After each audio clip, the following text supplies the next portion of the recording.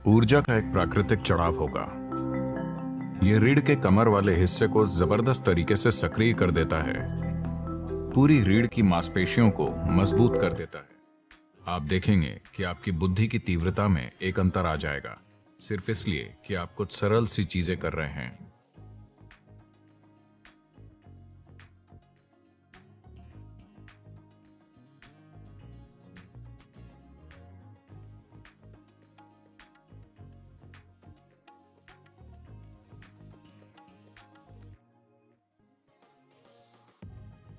आखिरकार जो कुछ भी आप अपने जीवन में करना चाहते हैं, उसे लेकर आप में कितनी स्पष्टता है, इसी से सब तय होता है। हमेशा ऐसा होता है, हाँ या ना? अगर आप में स्पष्टता नहीं है तो आप आत्मविश्वास से इसकी भरपाई करने की कोशिश करेंगे। आत्मविश्वास स्पष्टता का एक बहुत ही खराब विकल्प है। यह ऐसे है मानो कोई व्यस्त हाईवे है, गाड़ियां तेज रफ्तार से दौड़ रही हैं, आपकी नजर साफ नहीं है, पर आप में आत्मविश्वास है। आप अपने राशिफल की ओर देख सकते हैं। आप जानते हैं राशिफल?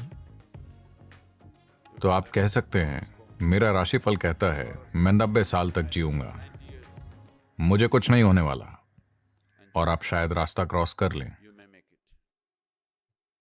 या किसी नारे के इस्तेमाल से आत्मविश्वास पैदा कर सकते हैं।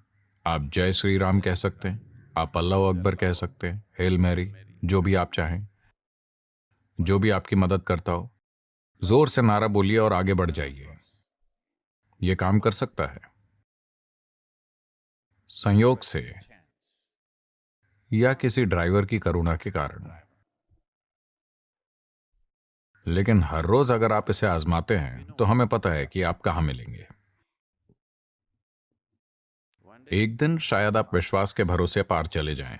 तो आत्मविश्वास स्पष्टता का विकल्प नहीं है।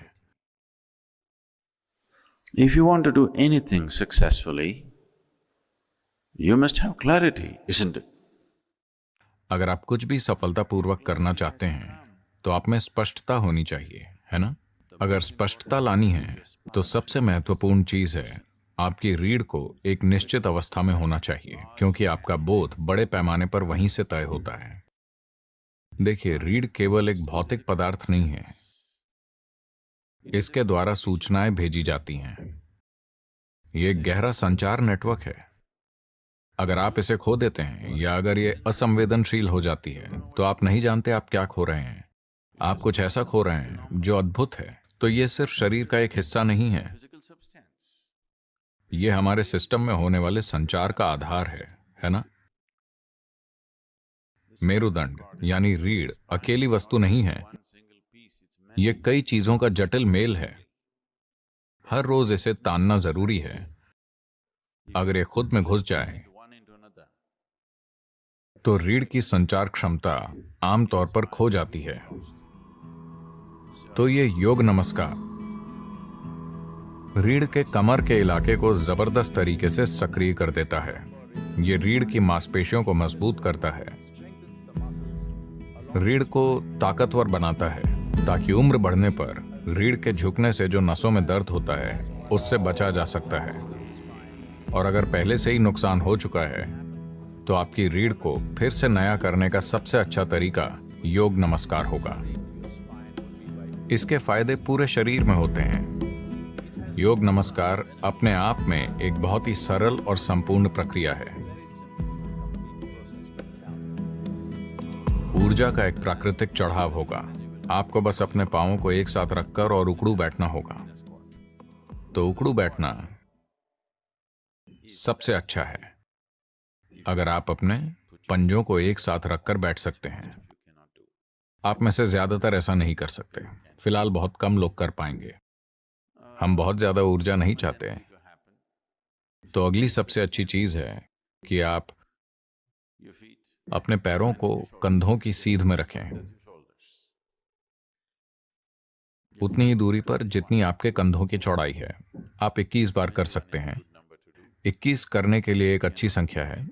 अगर आप उतना नहीं कर सकते तो 7 से शुरू कीजिए, धीरे धीरे।